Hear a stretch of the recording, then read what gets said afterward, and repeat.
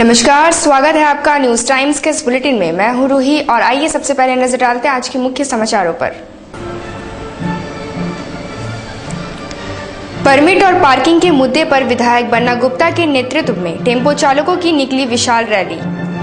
सांची में आर्थिक तंगी के चलते मां ने की 2 मासूम बेटों की हत्या। और आर.के. अग्रवाल की रिहाई की मांग को लेकर शहर के कुष्ठ रोगियों ने दिया धरना।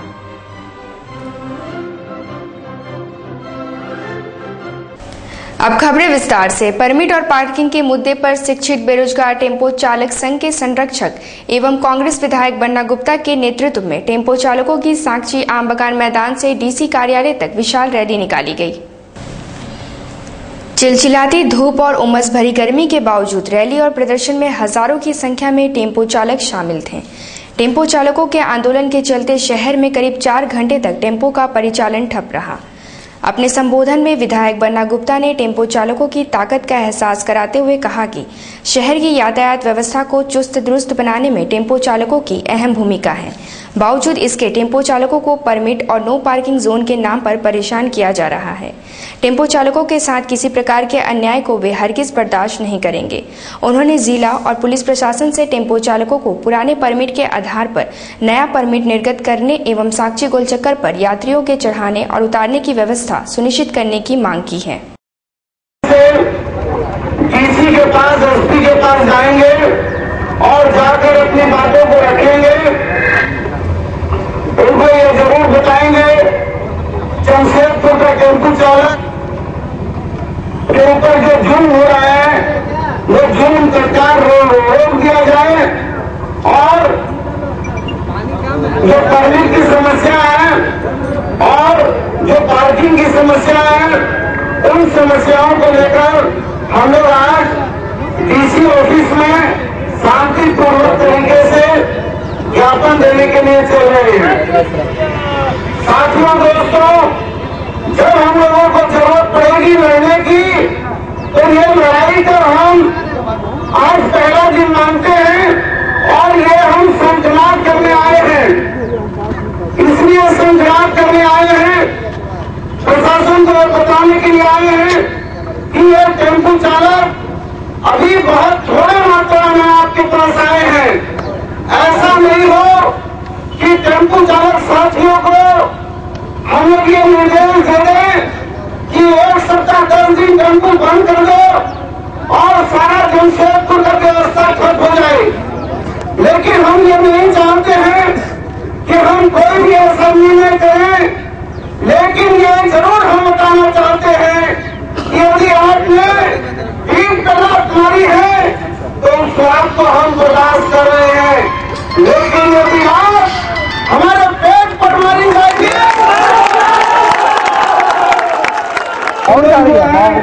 एकदम एक्यूरेट जवाब देंगे और ये प्रशासन को हम समय देंगे कि आप हम लोगों की बात को सुनकर एक समझौता करिए।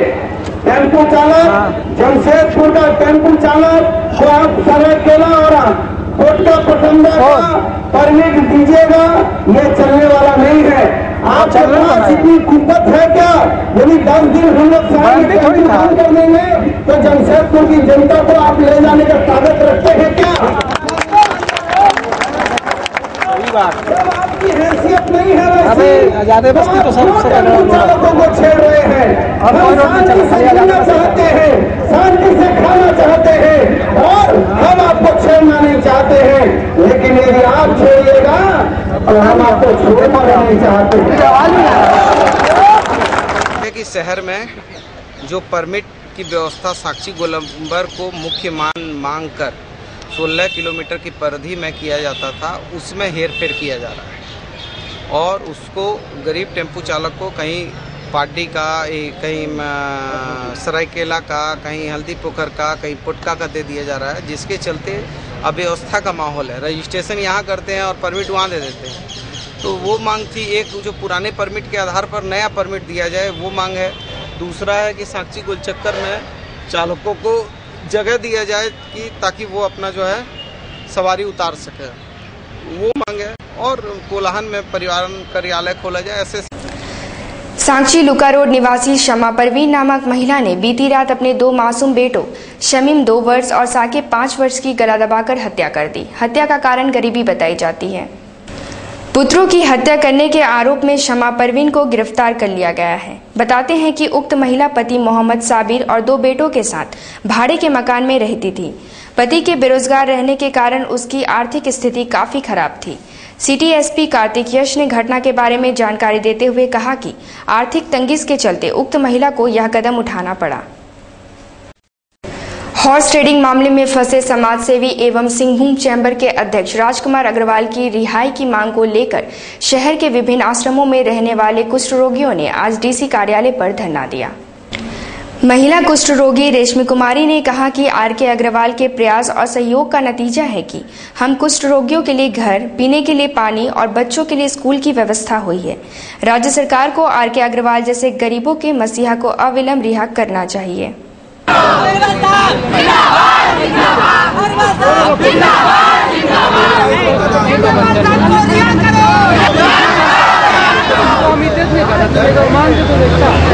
श्री राजकुमार अग्रवाल को जो गिरफ्तार किया गया है भ्रष्टाचार के आरोप में, उसी का विरोध एवं खंडन करने के लिए यहाँ पे उपस्थित हुए हैं। क्या मांग कर रहे हैं आप लोग? हम लोग मांग कर रहे हैं कि सर, हम लोग का सरकार से अपील है कि अग्रवाल सर को जल्दी से जल्दी रिहा करें, ताकि हमारे बीच भी एक गरीबों का मसीहा रह सके। क्योंकि अग्रवाल सर के देन से ही आज हम इस लायक बने हैं कि हम जिसका ना रहने का ठिकाना था, ना पीने के पानी का नल की व्यवस्था थी, उन्हीं के सुप्रयास से आज हमारे पास रहने के लिए पक्का मकान है, शौचालय है, बच्चों के लिए स्कूल है। और हम कुष्ठ रोगी यानी कि ऐसे है दृष्टि से देखने वाले लोग, जहां हमें कहीं भी जनरल प्लेसों पर जाने नहीं दिया जाता था, लेकिन अग्रवाल सर के सुप्रयास से हम लोगों को उन जगहों पर भी अभी जाने की अनुमति मिली। जैसे एज फॉर एग्जाम्पल बैंकों में अगर हम खाता खोलने जाए, विकृति के कारण उसे उस बैंक में प्रवेश की अनुमति नहीं थी। अगर हमारे बच्चों को अगर किसी अच्छे स्कूल में दाखिला दिलाने जाए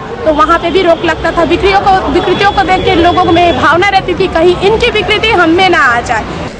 बागबेड़ा हाउसिंग कॉलोनी जलापूर्ति योजना आज चालू हो गई। इसके चालू होने से हाउसिंग कॉलोनी के करीब 300 परिवार लाभान्वित हो रहे हैं।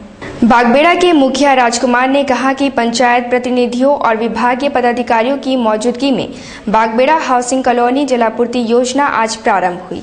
इस योजना के तहत 300 परिवारों को दिन में 2 बार पानी मिलेगा। कराई जा रही है।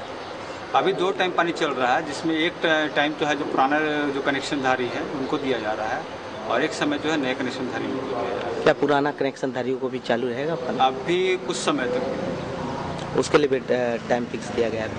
अभी अगला निर्णय हम लोग मीटिंग करके निर्णय लेंगे, समिति की बैठक के उपरांत हम इसको निकालेंगे कि कितने दिन तक दिया जाता है। युवा जदयू ने आज डीसी को एक ज्ञापन सौंपकर परसोडी एवं आसपास के क्षेत्रों में टैंकरों से जलापूर्ति सुनिश्चित करने की मांग की है। युवा जदयू के जिला अध्यक्ष राकेश तिवारी ने कहा कि परसोडी, बारीगोड़ा, रहरगोड़ा एवं आसपास के ग्रामीण क्षेत्रों में पानी की घोर किल्लत महसूस की जा रही है। भीषण गर्मी को देखते हुए प्रशासन को टैंकरों के जरिए पानी आपूर्ति की व्यवस्था सुनिश्चित करनी चाहिए। जो भी ग्रामीण क्षेत्र हैं, करंडी, परसोडी, रहरगोड़ा, गदड़ा, बाड़ीगोड़ा, इन सभी जगहों में पेयजल का समस्या काफ़ी गंभीर हो चुका है। स्थानीय लोगों को वहाँ पीने के लिए पानी नहीं है। जो भी चापाकल या तो ख़राब हो चुके हैं या फिर डीप बोरिंग भी वहाँ का काम नहीं कर रहा आज के समय में। हमारे डीसी महोदय से यही आग्रह है कि वहाँ पे पेयजल के लिए टैंकर या फिर अगल बगल की कंपनियों द्वारा किसी भी तरीक़ा से आदमी को स्वच्छ पानी और सुचारू रूप से हमेशा मिलते रहे। इसी निवेदन के साथ हम डीसी महोदय से मिलने आए हुए हैं। उन्होंने आश्वासन दिया इस बारे में कि वो जरूर कार्रवाई करेंगे।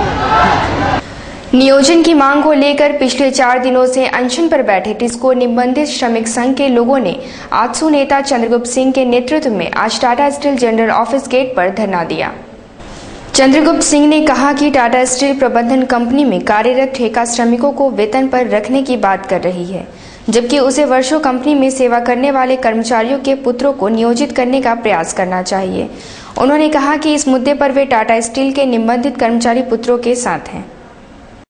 का मांग है कि जो ठेकेदारी लेबरों के माध्यम से यहाँ कार्य चल रही है, किसको कंपनी करता है, उनसे ना करा कर हम भी जवान हैं, हम भी योग्य हैं, हम भी काम करने योग्य हैं, हम निबंधित हैं, मेरे बाप दादा इस कंपनी में काम किया, तो हम उनका पुत्र है। ये प्रावधान है, जिसको कंपनी के अंदर ये प्रावधान है कि जो श्रमिक के जो है, जो अस्थायी पुत्र है, आपको यहाँ उन पुत्रों को नियुक्ति किया जाए।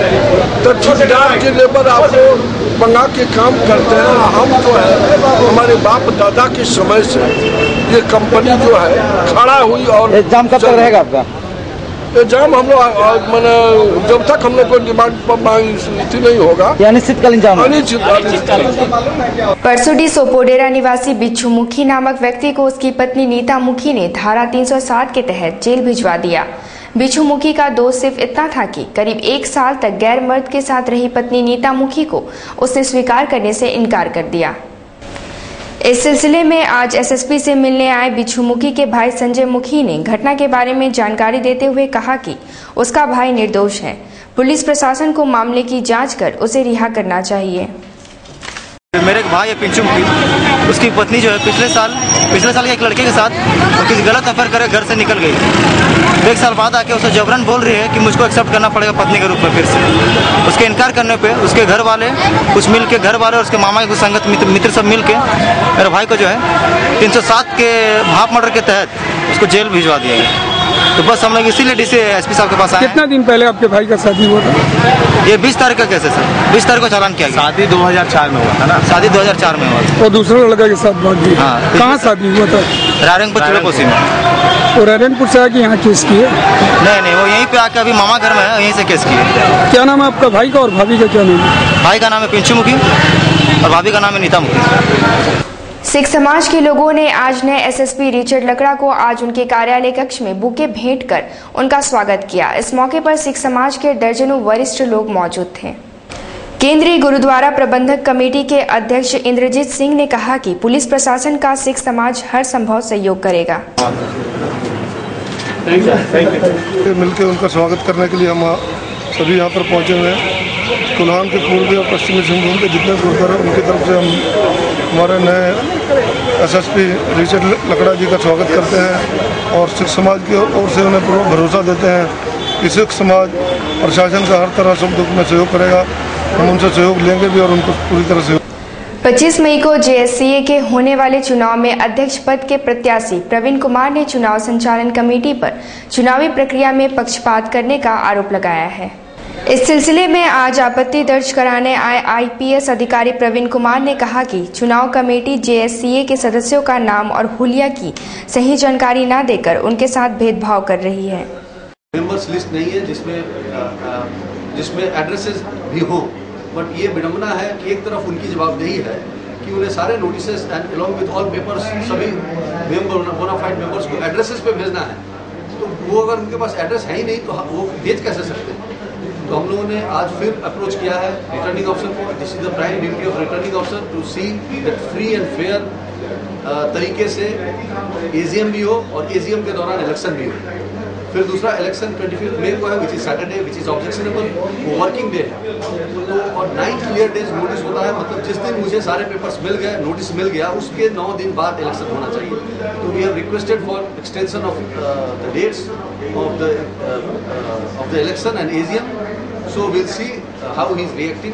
Tomorrow again, after his reaction, we'll think about our future course of action.